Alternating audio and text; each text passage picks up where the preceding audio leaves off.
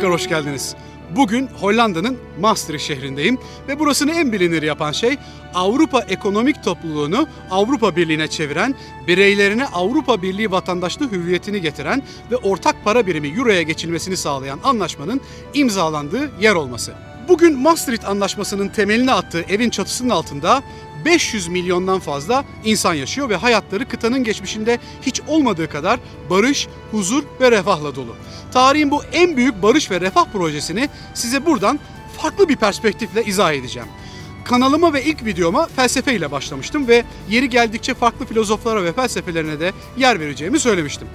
Bu videoda da bir aydınlanma çağı filozofunun hikayesini anlatacağım. Aranızdaki felsefe meraklıları onun hayli karışık ve yer yer kavraması güç bir felsefesi olduğunu biliyorlar. Ancak ben onu adım adım son derece basit ve anlaşılır şekilde özetleyeceğim. Neticesinde de asırlar boyu imkansız görülen bir idealin nasıl hayat bulduğunu anlayacaksınız. İnsan araç mıdır, amaç mıdır? Nefes alıyor olmak, yiyecek bir şeyler bulmak, yaşamak mıdır? Yaşam kutsal mıdır? İyiyi kötüyü ayırt etmek için yüce bir otoritenin yol göstermesine muhtaç mıdır insanoğlu? İnsani ve devletler arası ilişkilerde tam bağımsızlık kulağa geldiği kadar iyi bir şey mi? Hangi filozoftan alacağız bu soruların cevaplarını? En meşhur sözü üzerimdeki yıldızlı gökyüzü ve içimdeki ahlak yasası olan birinden. Bildiniz mi? Evet, Immanuel Kant. Ne duruyoruz öyleyse? Hadi başlayalım. Kant 1724'te ayakkabı ve eğer üreten, maddi sıkıntıları da olan bir ailenin en büyük oğlu olarak bugünün Rusya'sının Kaliningrad şehrinde, o günün Doğu Prusya'sının Königsberg şehrinde dünyaya geldi.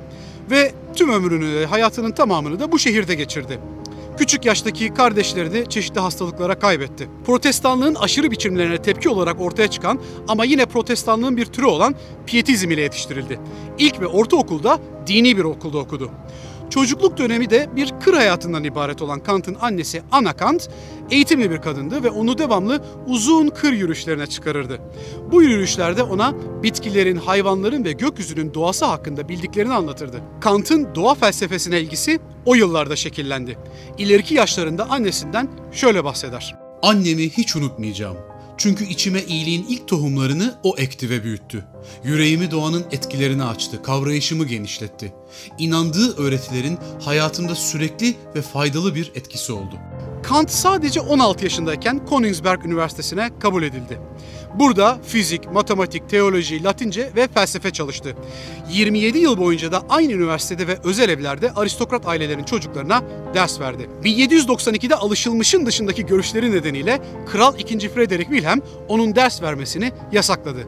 Üniversiteye ancak 5 yıl sonra kral öldüğünde dönebildi. Kant hayatı boyunca eserler yayınladı. Hatta ilk eseri fiziksel kuvvetlerin doğru ölçülmesi adlı bir fizik yazısı.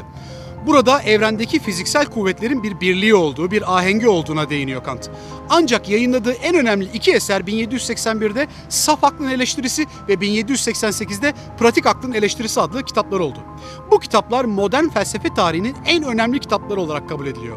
Hatta pek çok modern düşünür işi daha ileri götürüp felsefe tarihini Kant'tan önce ve Kant'tan sonra diye ikiye ayırır. Neden? Çünkü Kant rasyonalizm yani bilgiye ulaşmak için aklın kullanımı, akılcılık ile empirizm yani bilgiye ulaşmak için nesnelerin deneyimlenmesi, deneycilik yaklaşımlarını birleştirmeyi ve sentezlemeyi başardı. Bilimin ilerlemesi için her ikisinin de yani hem aklın hem de deneyimin gerekli olduğunu ortaya koydu.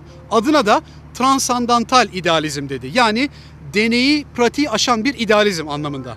Akıl yürütme ve deneyin birlikte olması düşüncesi şu an size çok bariz bir şey gibi geliyor biliyorum ama 18. yüzyılda henüz o kadar bariz değildi ve felsefeler bu alanda kutuplaşmıştı. Bilgi deneyle başlar ama deneyin sonucu değildir dedi Kant.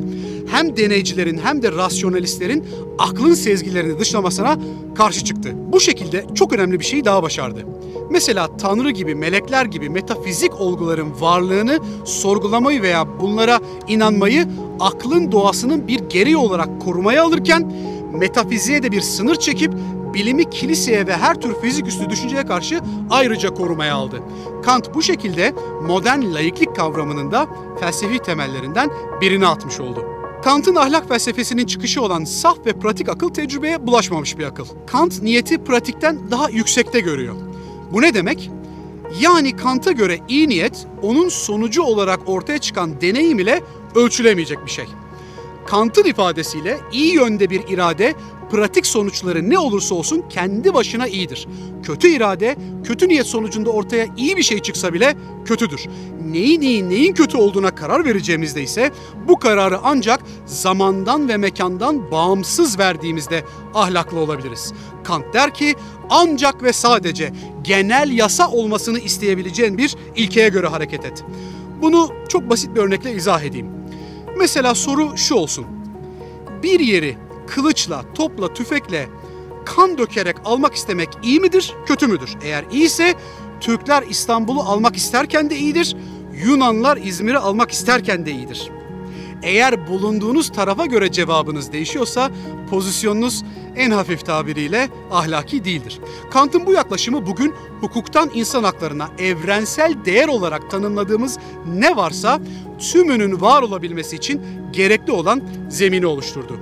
Ona göre ahlak yasalarındaki yükümlülük insanın doğal yapısında veya içinde bulunduğu koşullarda değil, saf aklın kavramlarında aranmalıydı. Ahlakı doğal dünyadan ayrı olarak özgür irade ile ilişkilendiren Kant, insanın diğer canlılardan daha farklı bir akıl öznesi olduğunu, nesnelerin bir fiyatı varken insanın ahlak sahibi olması nedeniyle bir onuru olduğunu söyledi. İnsandaki bu onur, onun akıl yoluyla ahlak kararları almasını, amaç koymasını gerektirir dedi. Bazen bu kararlar o insanın zarar görmesine yol açsa bile bu bedeli insan olabilmek için ödemelidir dedi. İnsan olmanın bedeli ve ölçüsü evrensel bir ahlaka göre hareket edebilmektir. Sadece istekler ve eğilimlerle hareket edip yaşayanlarsa hayvanlardır. Kant'a göre ahlak yasaları insanın akıl yapısından geldiği için irade kavramı her şeyin merkezindedir. Kant için her insan bir ahlak yasası koyucusudur. İnsanlar biyolojik olarak da aynı akıl yapısına ve deneyimleme şekillerine sahip oldukları için bu durum subjektif yasalar değil, tersine son derece objektif, genel ve zorunlu yasalar ortaya çıkaracaktır. Dolayısıyla insan ahlaklı olmak için kendi dışında bir otoriteye müracaat etmek zorunda değildir. İyi eylemler yapmak için örneğin cenneti ummaya gerek yoktur.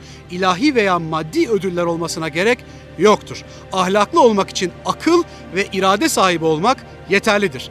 Kişisel onur ve ahlak sahibi insanlar kendilerini bir şeylerin, birilerinin aracı, maşası kullanılıp atılacak bir parçası olarak değil, her şeyin nihai amacı olarak görmek isterler. Şu teşkilat benim güvenliğimi sağlamak için var. Şu kurum beni eğitmek için var. Şu hizmet beni sağlıklı tutmak için var. Şu şirket benim refahım için var. Şu devlet benim mutluluğum ve huzurum için var. Böyle ideal bir durumun olabilmesinin yegane ahlaki yolu da hiçbir insanı araç olarak görmemektir.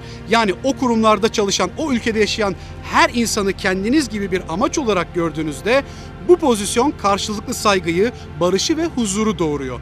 Kant buradan hareketle insanlar için düşündüğü durumu bir üst seviyeye çıkartıp devletler için de hayal etti. İşte bu perspektifle 1795 yılında, yani en olgun çağında yazdığı eseriyle bugün burada yaşanan durum anlam kazanmaya başlıyor. Perpetual Peace, yani ebedi, kalıcı, kendi kendini sürdürebilen barış anlamına gelen bu eserde Kant 6 ön koşul, 3 nihai koşul olmak üzere toplamda 9 madde formüle ediyor.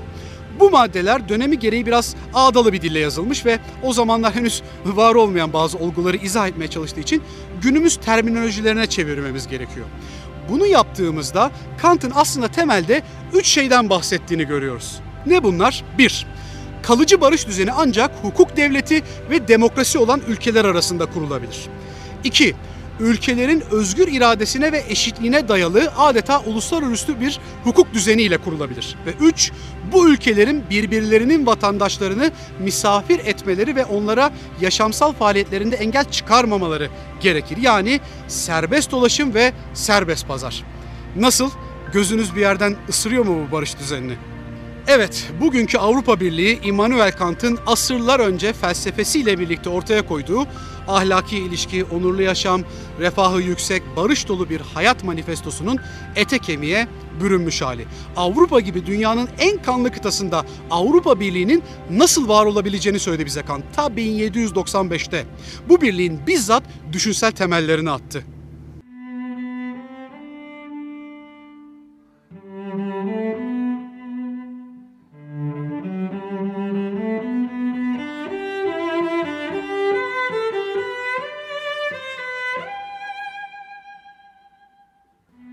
Kant'ın ortaya koyduğu bu koşullardan ilham alan iki Fransız siyasetçi Robert Schuman ve Jean Monnet, İkinci Dünya Savaşı sonrası barışın sürdürülebilmesi, demokrasinin yükselmesi ve refahın artması için bir entegrasyon planı ortaya koydular. O dönem Schuman Dışişleri Bakanı, Monnet de onun ekonomik danışmanıydı. Bu ikili Kant'ın ideal dünyasını gerçekleştirebilmek için 1951'de dahiyane bir fikir ortaya koydu. Avrupa Kömür ve Çelik Topluluğu. Neden kömür çelik? Çünkü bu maddeler olmadan savaş olmuyor. Eğer bu maddelerin üretimi, paylaşımı üzerinde ülkelerin ortak kontrolü olursa devletler birbirlerinin savaş hazırlığı yapıp yapmadığı konusunda şüphe duymaz ve ortaya çıkan istikrarın sağladığı ekonomik kazançlar ile her geçen gün savaşı daha zor göze alır hale gelirler diye düşünüldü. Elbette kurucu babalar orada durmadılar. Çünkü çağ artık atom çağıydı ve kömür çelik olmadan da birkaç atom bombası ile savaşa gitmek mümkündü. Bu nedenle hemen 1957'de Avrupa Atom Enerjisi Topluluğu kuruldu ve bu alandaki kontrol ve denetimde uluslararası bir yapıya kavuştu. Aynı anda işin içine gümrük birliği de sokulunca Avrupa Ekonomik Topluluğu ilk 6 üyesiyle doğmuş oldu. Aynı tarihlerde Belçikalı bir siyasetçi olan Paul Henry Spaak dedi ki, gençler birbirini görmüş, beğenmiş, tanımış, bize artık onları daha siyasi bir topluluk yapmak düşer. Böylece 1965'teki Brüksel Anlaşması hazırlandı ve bu üç yapıya birlikte Avrupa Topluluğu denildi. Arkalarına yüzyılların birikimini ve felsefelerini almış bu toplumlar için artık tek hedef, hayatın her alanında daha fazla birliktelik ve bu birliktelikten doğan daha fazla refah ve kalite standardı içinde mutlu ve onurlu şekilde yaşamaktı. 1980'lerin başında ise İtalyan siyasetçi Altiero Spinelli çıktı, dedi ki bu çok iyiymiş böyle, niye burada duruyoruz? Yetmez. Daha fazla ticaret, daha fazla refah, daha fazla serbestlik olsun, daha onurlu ve daha mutlu bir yaşamımız olsun dedi ve işin adını koydu. Avrupa Birliği. Spinelli'nin önerisi 1984'te Avrupa Parlamentosu'nda kabul edildi. Önce 1986'da Avrupa Tek Senedi ile ortak pazar güçlendirildi. Ardından 1992'de de Avrupa topluluğunu tam anlamıyla siyasi bir gövdeye kavuşturarak Avrupa Birliği'ne dönüştürecek olan antlaşma burada, bu şehirde 12 ülke tarafından imzalandı. İşte Kant'ın ebedi barış rüyası böyle gerçek oldu. Ve kim bilir, Kant da ebedi barış eserini tasarlarken aynı yıllarda Friedrich Schiller tarafından yazılmış olan bir şiirden ilham almıştır belki. O şiir ki birkaç yıl sonra yine aynı dönemlerde bestelenmiş ölümsüz bir Beethoven senfonisinde kullanılacak ve sonunda da Avrupa Birliği'nin resmi marşı olacaktır.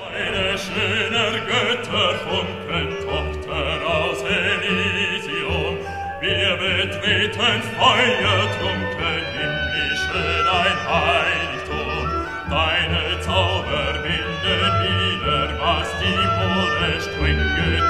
Alle Menschen werden Brüder, wo dein sanfter Flügel weilt. I like the European Union because, well, it gives people lots of option to work abroad, to have a union of people that's very diverse, a common goal of a good future.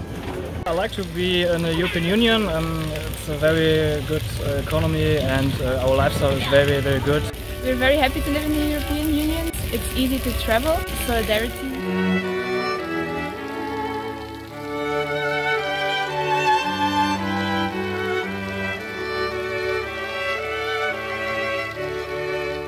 Takip eden yıllarda sırayla Amsterdam, Nice ve Lizbon anlaşmaları ile her seferinde bir öncekinden daha entegre, daha sağlam ve üyelerinin her alanda giderek birbirlerine daha bağımlı hale geldiği bir birlik oluşturuldu.